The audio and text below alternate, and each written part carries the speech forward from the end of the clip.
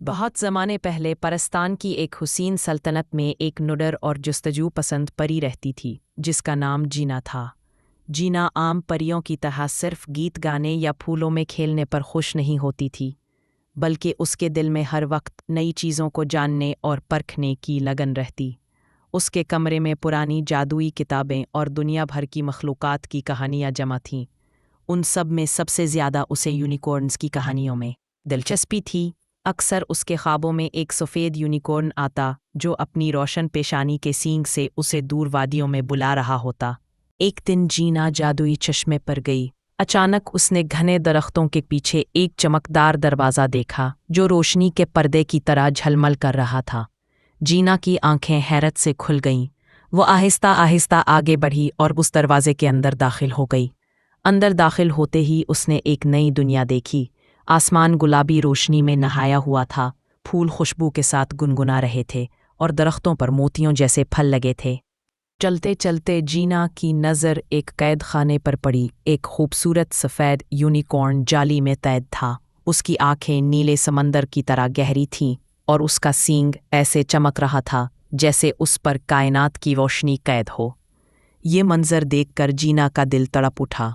वो आगे बढ़ी और अपनी जादुई ताकत से जाली तोड़ दी। यूनिकॉर्न ने आज़ादी की पहली सांस ली, जीना को शुक्रिया भरी निगाह से देखा और फिर जंगल की गहराई में गायब हो गया। घर लौटने के बाद भी यूनिकॉर्न की याद जीना के दिल से ना निकली। उसने अपनी पुरानी किताबों को खोलकर तलाश शुरू की। कई घंटों बाद उसे एक पुराना बाब मिला जिसमें लिखा था कि ये यूनिकॉर्न दरअसल एक शहजादा है। सालों पहले एक जालिम जादूगरनी ने उसे शराब पिलाकर जादू से यूनिकॉर्न में बदल दिया था। वो तब तक अपनी असल शक्ल में वापस नहीं आ सकता जब तक जादूगरनी जिंदा है। ये पढ़कर जीना के दिल पर बोझ सा आ गया।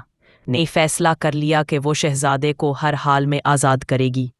कई दिनों बाद जीना ने हिम्मत जमा की और जादूगरनी के किले का रास्ता इख्तियार किया।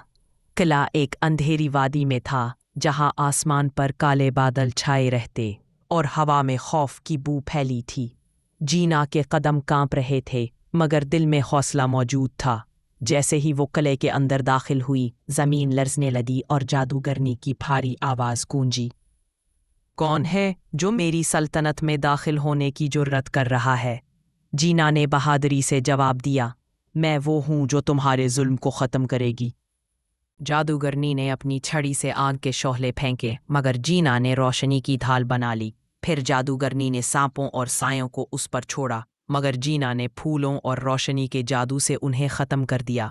आखिरकार जीना ने अपनी सारी ताकत जमा की और एक रोशन जादुई तीर चलाया। तीर सीधा जादूगरनी के दिल पर लगा और वो एक ज़ोरदार चीख के साथ धुएं में बदल गई। इसके मरने के साथ ही किले की स्याह दीवारें गिरने लगें और अंधेरा रोशनी में बदल गया। जीना ने जैसे ही किले के बाहर कदम रखा, अचानक सामने वही सफ़ेद यूनिकॉर्न नमूदार हुआ।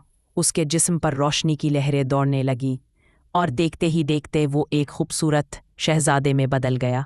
शहजादा मुस्कुराकर बोला, जीना, तुमने ना सिर्फ मुझे आज़ाद किया बल्कि मेरा दिल भी जीत लिया। पूरी वादी रोशनी और खुशबू से भर गई। आसमान पर सितारे जगमगा उठे जैसे वो भी उस आज़ादी का जश्न मना रहे हों। इस दिन के बाद जीना और शहजादा दोनों ने मिलकर अपनी सल्तनत को जुल्म से आज़ाद किया।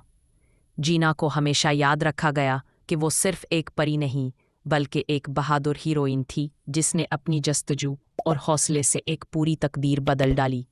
और यूं परिस्तान में ये कहावत मशहूर हो गई, हकीकी जादू बहादुरी और नेक नियति में छुपा है।